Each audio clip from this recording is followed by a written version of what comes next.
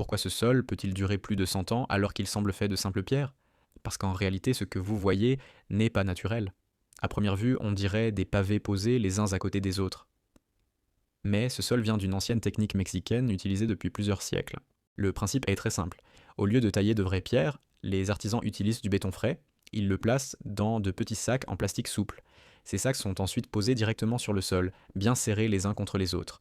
Grâce à leur forme, ils s'emboîtent naturellement. Avec le temps, le béton durcit. Il devient extrêmement solide et forme une surface continue. À ce stade, le sol est déjà très résistant. Mais il reste encore une étape clé. Les ouvriers brûlent le plastique avec un chalumeau. Le plastique disparaît complètement sans abîmer le béton. Il ne reste alors que le béton brut, qui ressemble à de vrais blocs de pierre parfaitement ajustés. Le résultat est un sol très durable, capable de résister à la pluie, à l'érosion et au passage du temps, parfois pendant plus d'un siècle. Aujourd'hui encore, cette méthode inspire des artisans modernes, car elle est simple, économique, solide, et surtout incroyablement efficace pour créer des sols durables sans machines complexes.